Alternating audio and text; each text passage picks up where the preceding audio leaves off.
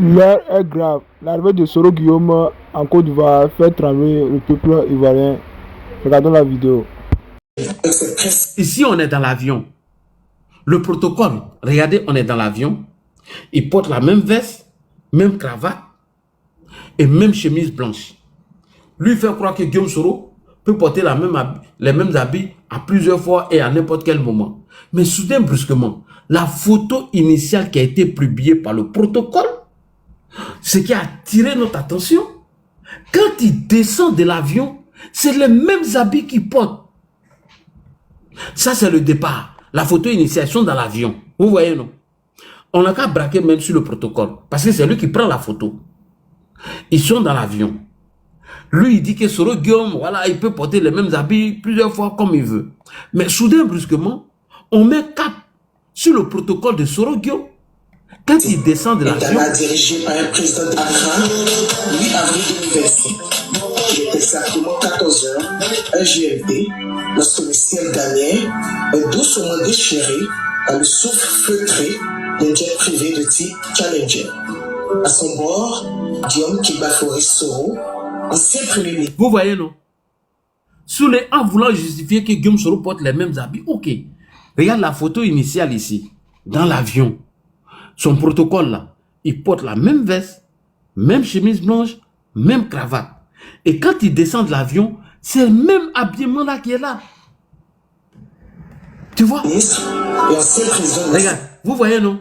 C'est les mêmes habits qu'il porte dans l'avion là, que le protocole porte encore les mêmes habits ici. Vous voyez?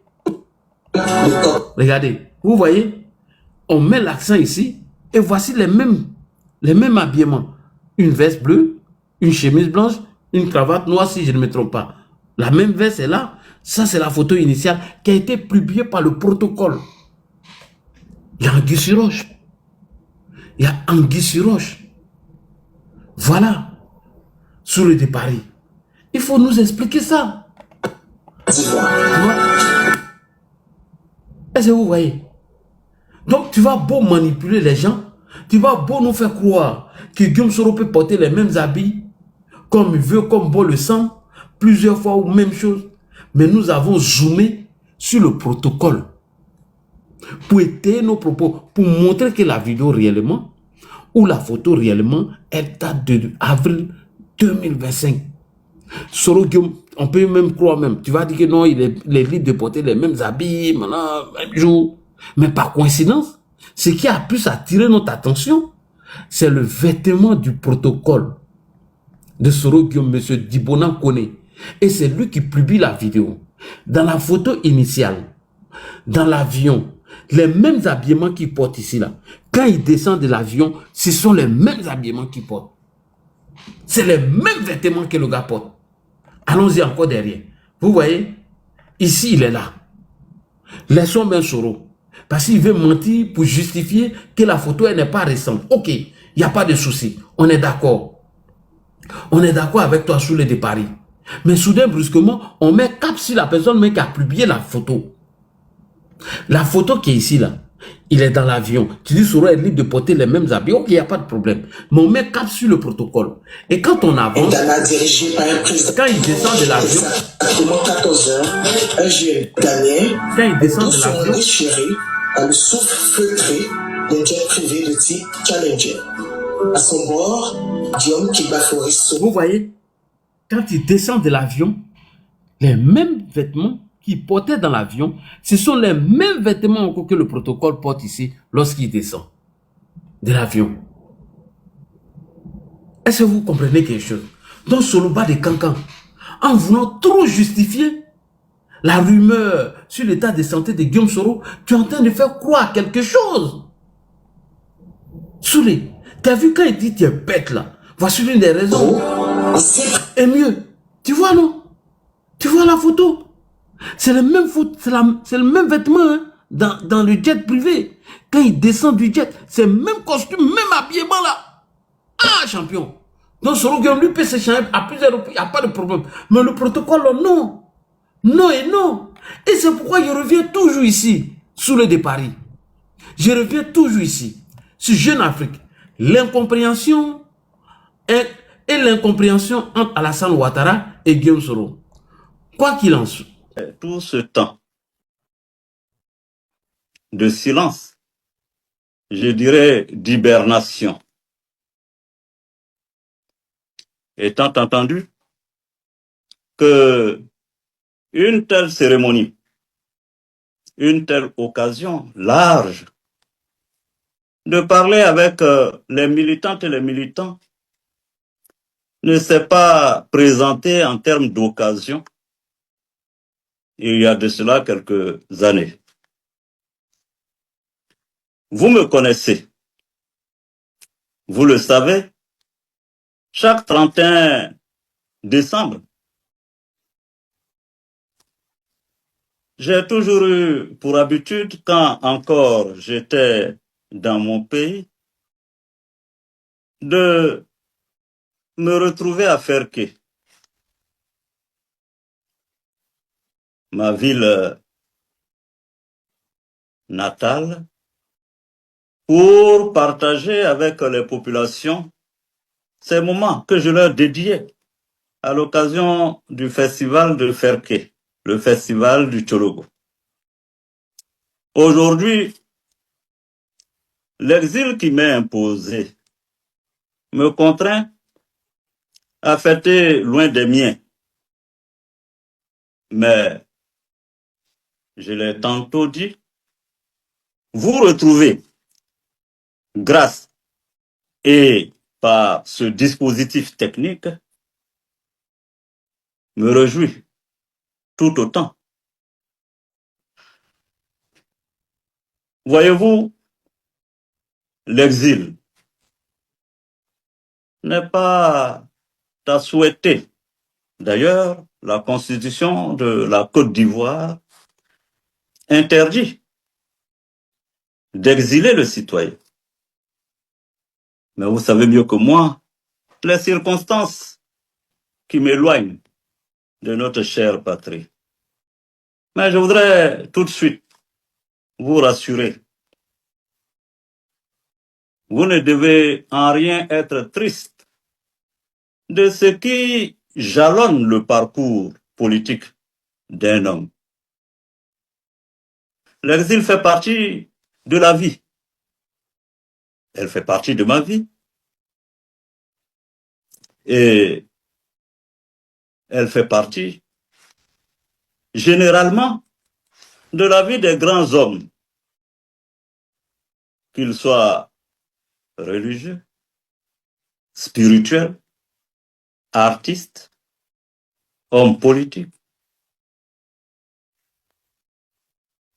Avant nous, bien de personnalités ont connu cette mésaventure. Et je peux vous dire que chaque personne ou individu aborde l'exil de différentes manières. Certains sont totalement brisés par l'exil. D'autres, au contraire, puisent dans les ressources intérieures, dans leur tripes, leur âme, leur fort intérieur, les ressources nécessaires pour avancer. Et en ce moment-là, l'exil ne devient qu'un passage momentané. De grands hommes ont vécu en exil. D'autres ont connu des sorts différents. Et c'est pourquoi je voudrais vous dire ma conviction et vous assurer que ce moment difficile que j'ai vécu m'a rendu plus fort. Il y a plusieurs catégories d'hommes politiques. Certains, parce qu'ils ont vécu en exil, deviennent aigris contre la société. Et parce qu'ils ont réussi à traverser les affres, la pénibilité de l'exil, ils se croient investis de façon divine d'une mission. Et puis d'autres qui traversent l'exil en ayant pris une véritable cure d'humilité. Je veux être de ce lot. Je veux être de ceux qui pensent que parce qu'ils sont des humains, ils sont faillibles, peuvent faire des erreurs. Je veux être de cette catégorie qui pense que l'on doit servir le peuple et non au peuple de les servir. C'est pourquoi aujourd'hui, je voudrais donc donner l'assurance aux uns, aux autres, de ma détermination à continuer avec vous le combat pour plus de liberté, plus de démocratie en Côte d'Ivoire. Me voilà donc devant vous, comme dirait quelqu'un, en chair et en os. Je me porte bien, mentalement et physiquement. Oui, je sais que beaucoup de rumeurs suscitées à dessein dans l'optique de déstabiliser nos bases m'ont fait passer pour un souffreteux. Mais je suis là devant vous pour vous dire que je me porte bien. Oui, délesté de quelques kilos, heureusement. Avant, quand j'avais de l'embonpoint, on me surnommait, je dirais avec moquerie, du petit gros. Maintenant que j'ai décidé de devenir un Sikini, S-I-K-I-2-N-I, pas le Sikini d'anglais, je les vois encore sans plaindre. Mais, chers compatriotes, je suis disposé à me soumettre à toutes sortes de batteries pour bien vous prouver que je vais bien. Mes chers compatriotes, la situation de notre pays, je la connais. Bien que loin de mon pays, je la vis intimement. Le monde paysan, qui jusqu'à présent ne bénéficie pas du juste prix de son labeur, le café, le cacao, l'EVA, le palmier à huile, qui pourtant rapporte des devises à notre pays. Les jeunes qui sortent des écoles et des centres de formation munis de diplômes, mais qui ne trouvent guère de travail stable. Le marché du travail qui est en profond décalage avec nos formations scolaires, universitaires et professionnelles. La situation difficile de nos mamans du monde rural. Ces mamans qui, dans nos marchés depuis l'aube, exposées en permanence à toutes sortes d'intempéries, d'insécurité, n'arrivent pas à soutenir convenablement les familles. Les travailleurs du secteur privé, confrontés depuis des décennies aux défis de maigres salaires qui, du reste, est avalé par l'inflation galopante et non maîtrisée. Les milliers de fonctionnaires, notamment les enseignants et les soignants, dont les conditions de vie et de travail laissent à désirer, alors même qu'ils sont les piliers du développement humain de notre nation. Les jeunes entrepreneurs et innovateurs qui, malgré leur créativité et leur détermination, peinent à accéder au financement, à l'accompagnement et aux opportunités pour transformer leurs idées en projets viables, capables de générer des emplois et de créer de la richesse. Tout ceci ne m'est pas étranger. Chers compatriotes, je connais vos souffrances je sais aussi vos attentes. Permettez-moi, à ce stade de mon propos, avant d'aller plus loin, de commencer par féliciter nos militants. Je vous salue pour votre résilience, votre courage face à l'adversité. Parce que GPS fait l'objet d'une rare brutalité, comme si nous étions le seul mouvement existant en Côte d'Ivoire, militant chaque année emprisonné, chaque année exilé. Mais malgré cette adversité féroce, vous êtes resté constant et cohérent. Et je m'en réjouis. C'est pourquoi je vous invite à avoir des pensées émues pour nos camarades qui, encore, à ce jour, sont dans les liens de la détention. Je pense au député Kandos Moro, à M. Elhadji Traoré Mamadou, au jeune frère Kader Doumbia, au commandant Fofana Abdoulaye. Prions ensemble pour que, grâce à la bonne fortune, ils puissent recouvrer la liberté. Mesdames et messieurs, il y a quelques années, je n'avais pas l'opportunité de m'adresser à vous comme je le fais aujourd'hui. Loin que j'étais, exilé, à l'autre bout du monde, sur le continent asiatique. Certes, je ne suis pas encore avec vous, sur la terre de nos ancêtres, de Côte d'Ivoire, mais je ne suis plus loin. Et c'est pourquoi je voudrais personnellement, au moment où je peux vous parler comme je le fais maintenant, remercier tout particulièrement certains chefs d'État qui, dans ma difficulté, ont été d'un soutien et d'un humanisme notable que je tiens à relever ici. Je voudrais tout particulièrement saluer les présidents, le général Assimi Goïta,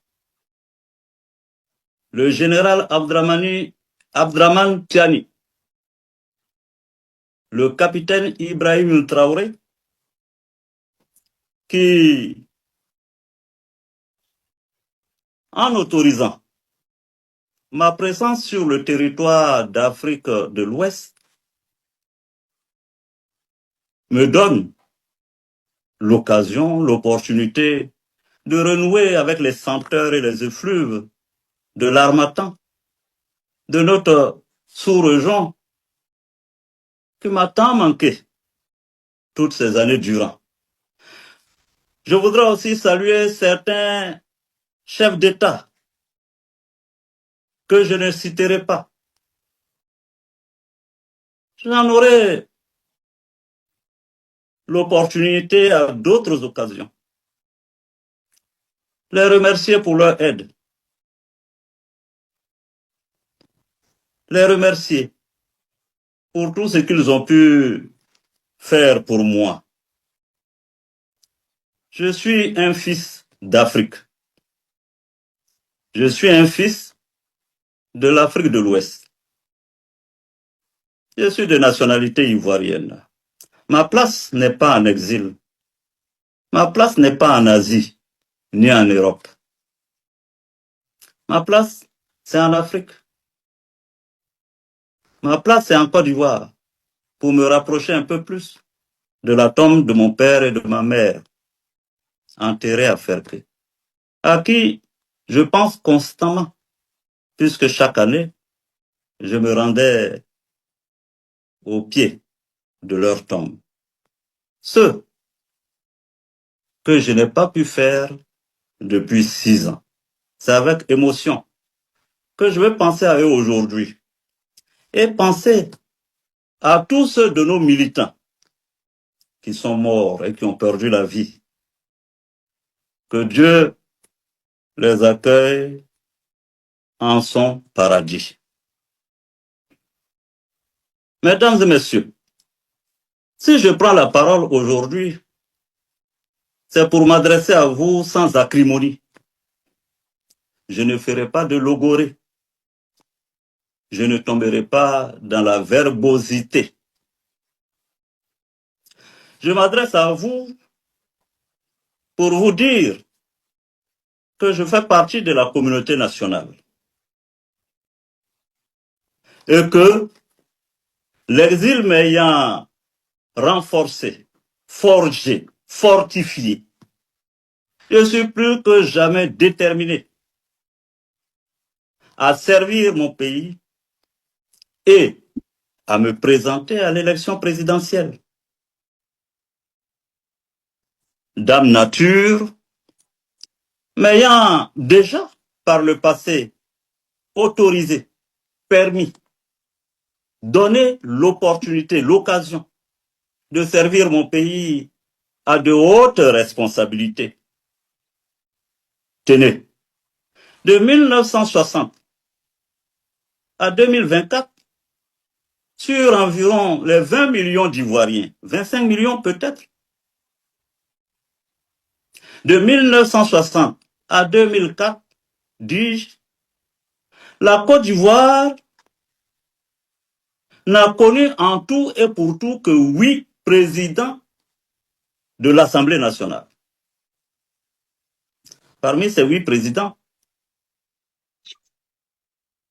votre serviteur que je suis fait partie. Et j'ai assumé ces responsabilités tout en vous laissant toute la latitude d'apprécier mon bilan. De 1960 à 2024, la Côte d'Ivoire n'a connu en tout et pour tout que 12 premiers ministres. Là encore, Dame Nature m'a permis de figurer au titre de ces 12 personnalités en qualité de Premier ministre. Il me plaît de signaler que de toutes ces personnalités, 20 au total, si on ajoute les 8 présidents d'Assemblée nationale aux 12 premiers ministres, nous avons été peut-être seulement 2 anciens premiers ministres à avoir servi 2 présidents de la République. Mon doyen, le premier ministre Kablan Duncan, et moi-même. J'ai, disons donc, eu le privilège inénarrable de servir mon pays au plus haut niveau avec toute ma passion, ma force, ma conviction. Cela est une expérience qui m'a permis de connaître intimement le fonctionnement de l'appareil étatique et de me frotter au mécanisme de son exercice harmonieux. Aujourd'hui, je suis prêt, dès demain, à servir mon pays au plus haut niveau. Pour ce faire, j'ai élaboré un programme de gouvernement, un projet de société que, à l'occasion, je tiendrai à la disposition de la Côte d'Ivoire. Et nous pourrons, dans un cadre aseptisé, en Côte d'Ivoire, exprimer, expliquer, vulgariser nos positions, notre philosophie, notre vision. Mesdames et messieurs, Voici le propos que je tenais à partager avec vous. Je tenais à ce qu'ensemble, nous nous donnions la main pour restaurer la dignité de chaque citoyen en Côte d'Ivoire. Je suis un homme apaisé, sans rancœur. Oui, j'ai entendu bon nombre de personnes à chaque fois déclarer ou réclamer que dans l'intérêt de la Côte d'Ivoire, que M. Soro, je l'ai entendu, demande pardon aux Ivoiriens. Mais sachez-le, je n'ai pas attendu ces invitations qui, peut-être, sincères, je n'en sais rien, mais je n'ai pas à présumer le contraire. Mais d'ailleurs, j'ai demandé à mes équipes de faire un travail scientifique et de montrer, depuis 1960 à 2004, lequel des hommes politiques ayant servi l'État à un niveau aussi élevé que Premier ministre ou président de l'Assemblée nationale, qui ait autant fait usage du mot pardon dans ses discours. Le président Laurent Gbagbo, que je salue par ailleurs, pour tout son humanisme, quand il m'a fait l'honneur de me nommer Premier ministre en 2007, le premier discours que j'ai tenu, le mot central de ce discours, je dis bien 2007, je dis bien 2007, plus de 15 ans maintenant, plus de 10 ans s'il vous plaît. Le mot central de mon discours était le pardon, que j'ai concrétisé dans ma feuille de route par l'organisation de la Flamme de la Paix à Bouaké, où nous avons demandé pardon aux Ivoiriens. Et je ne me suis jamais dérobé de ma responsabilité. Vous me connaissez. Aujourd'hui, je le dis tout net, après l'exil que j'ai vécu, le lawfare que j'ai subi, cette exclusion, la férocité des attaques contre ma personne, je veux professer la réconciliation entre les filles et les fils de la Côte d'Ivoire. Nous ne réussirons jamais à bâtir une nation viable et fiable si nous ne nous investissons pas dans la recherche, par le pardon, le dialogue, à faire la paix et à réconcilier les Ivoiriens, à recoudre le tissu de l'unité nationale qui n'aurait jamais dû se déchirer. Et c'est ça, le rôle d'un leader. Je ne veux pas gouverner la Côte d'Ivoire par la crainte, mais par l'art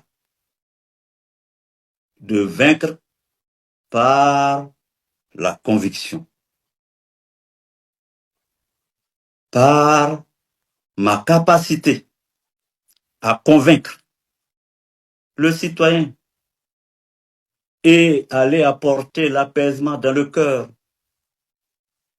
de ce citoyen qui se trouve à Nyangrubono, qui se trouve à Zouanie, qui se trouve à Sipilou. Je veux, par le dialogue, le discours, les actes, aller convaincre celui réticent à San Pedro, à Tanda, et leur dire, nous sommes des Ivoiriens, Nous n'avons pas d'autre alternative que de nous mettre ensemble, de mutuellement accorder le pardon aux uns aux autres, nous donner la main. Car le défi majeur, ce n'est pas entre nous. Le défi du développement, ce n'est pas entre le nord, le sud, l'est, l'ouest, le centre de la Côte d'Ivoire.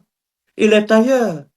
Ne voyez-vous pas, chers compatriotes, que dans la sous-région, tous les autres peuples s'unissent? Il faut saluer du reste la Confédération des États du Sahel, qui ont bien compris que les enjeux de leur développement, les enjeux de l'émancipation, de la vraie indépendance, c'est la prise de conscience que nous sommes tous les mêmes et que nous devons affronter plus grands défis et dangers. Chers compatriotes, est-ce que nous ne nous rendons pas compte qu'en continuant de tenir le langage de la division, de l'exclusion, en tenant ce discours et en lançant des rodomontades, nous continuons à nous affaiblir en tant que nation? Quand allons-nous rendre compte que les Ivoiriens doivent se retrouver? Je ne demande rien pour moi, puisque l'exil, je l'ai vécu, je l'ai accepté.